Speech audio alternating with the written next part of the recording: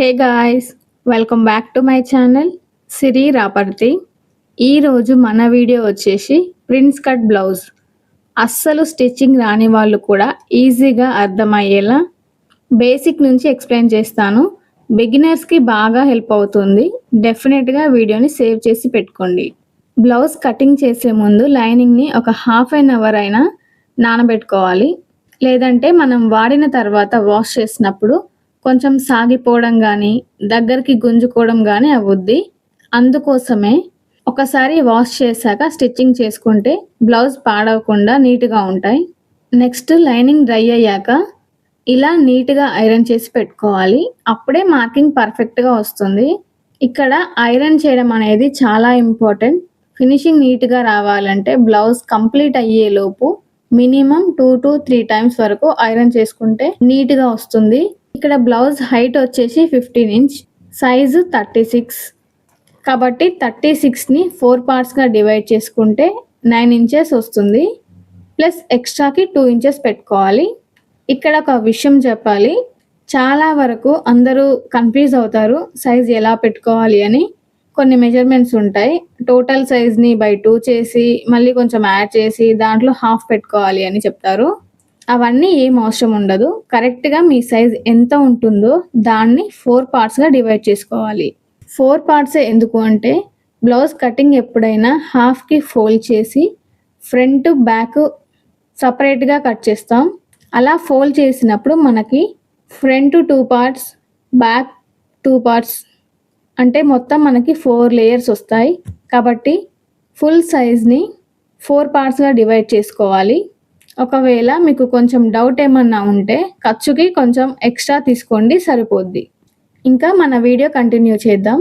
Shoulder వచ్చేసి 5.5 పెట్టుకోవాలి. మీకు కాస్త భుజం జారుద్ది అనుకుంటే 5 inches పెట్టుకోండి. మరీ తక్కువగా పెట్టుకుంటే మీకు ఆర్మ్ హోల్ దగ్గర టైట్ అయిపోద్ది. ఆర్మ్ హోల్ వచ్చేసి 6.5 పెట్టుకోవాలి. ఇలా ఆర్మ్ హోల్ డ్రా చేసుకొని కర్వ్ డ్రా చేసుకుంటే ఆర్మ్ హోల్ రెడీ అయిపోతుంది. తర్వాత నెక్ వచ్చేసి 2.5. ఇందాక షోల్డర్ 5 పెట్టుకున్న వాళ్ళు ఇప్పుడు 2 inches పెట్టుకోవాలి. కింద గల్లా హైట్ వచ్చేసి ఆది బ్లౌజ్ని బట్టి కిందకి ఒక 1/2 inch, పైకి ఒక 1/2 inch ఎక్స్ట్రా తీసుకొని మార్క్ చేసుకోవాలి. ఇప్పుడు కింద 3 inchesకి మార్క్ చేసుకొని పైన 2.5కి తీసుకున్నాంగా, రెండు కలిపి ఒక బాక్స్లా డ్రా చేసుకొని ఇలా రౌండ్ షేప్ డ్రా చేయాలి. మొత్తాన్ని నీట్గా కట్ చేసుకోవాలి. ఇక్కడ రౌండ్ షేప్ కట్ చేసేటప్పుడు సీజర్ని స్టాప్ చేయకుండా కర్వ్ అనేది కంప్లీట్గా కట్ చేస్తేనే రౌండ్ అనేది పర్ఫెక్ట్గా కుదిరిద్ది. లేదంటే నెక్ రౌండ్గా రాదు, కొంచెం తేడా వస్తుంది. చూసుకొని కట్ చేసుకోండి. ఇప్పుడు బ్యాక్ పార్ట్ ఎలా కట్ చేసామో చూసారుగా. నెక్స్ట్ బ్యాక్ పార్ట్ని యూస్ చేసి ఫ్రంట్ పార్ట్ని డ్రా చేద్దాం. ఇందాక కట్ చేసిన బ్యాక్ పార్ట్ని తీసుకొని ఇలా అరేంజ్ చేసుకోవాలి. సేమ్ బ్యాక్ సైడ్ మార్జిన్తోని ఇలా లైన్ డ్రా చేయాలి.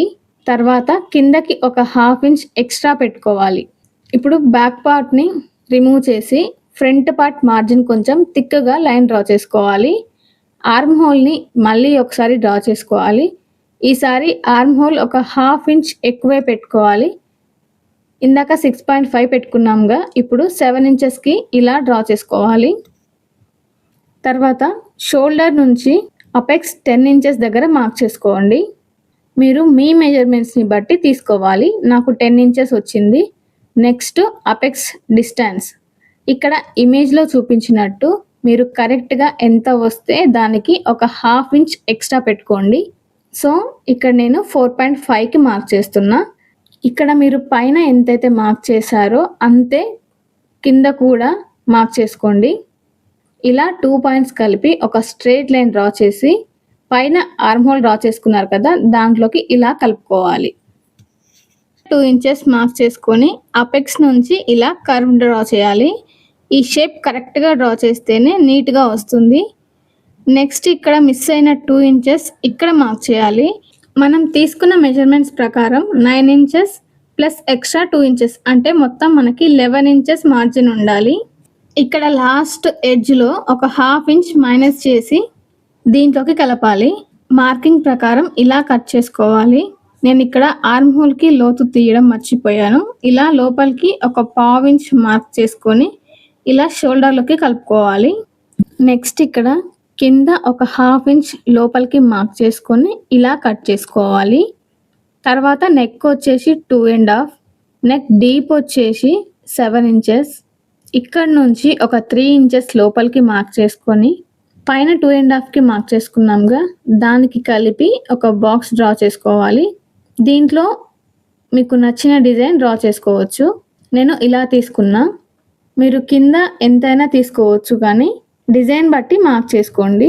రౌండ్ నెక్ అయితే కరెక్ట్గా బాక్స్ లోపలికి డ్రా చేసుకోవచ్చు. ఇక్కడ బాక్స్ బయటికి లైన్ వచ్చినా పర్లేదు, కానీ పైన మాత్రం అదే నెక్ మార్కింగ్కి కలపాలి. నెక్స్ట్ హ్యాండ్ని ఎలా కట్ చేసుకోవాలో చూద్దాం. హ్యాండ్ లూజ్ వచ్చేసి 8.5, హైట్ ఏమో 9.5 తీసుకున్నా. అంక లోతు వచ్చేసి 3 ఇంచెస్. ఇక్కడ 3 ఇంచెస్కి మార్క్ చేసుకొని లోపలికి కలుపుతూ ఒక లైన్ డ్రా చేసుకోండి. మీ దగ్గర ఈ షేపర్ ఉంటే దాంతోని మార్క్ చేసుకోవచ్చు, లేదంటే నార్మల్గా కూడా డ్రా చేసుకోవచ్చు. హ్యాండ్ని కట్ చేసుకున్న తర్వాత ఇలా ఒక మార్క్ కట్ చేసుకోండి. నెక్స్ట్ హ్యాండ్ని ఇలా ఓపెన్ చేసి ఒకసారి ఫోల్డ్ చేసి ఇక్కడ 1/2 ఇంచ్ మార్క్ చేసుకొని ఇలా లోతుని కట్ చేయాలి. అంతేనండి. ఇంత సింపుల్గా ప్రిన్స్ కట్ బ్లౌజ్ని ఎలా కట్ చేసుకున్నారో చూసారుగా. లైనింగ్తో బ్లౌజ్ పీస్ని ఎలా కట్ చేయాలో కంటిన్యూషన్ వీడియో అప్లోడ్ చేస్తాను. నా ఎక్స్ప్లెనేషన్ మీకు నచ్చినట్లయితే వీడియోని లైక్ చేసి ఛానల్ని సబ్స్క్రైబ్ చేసుకోండి.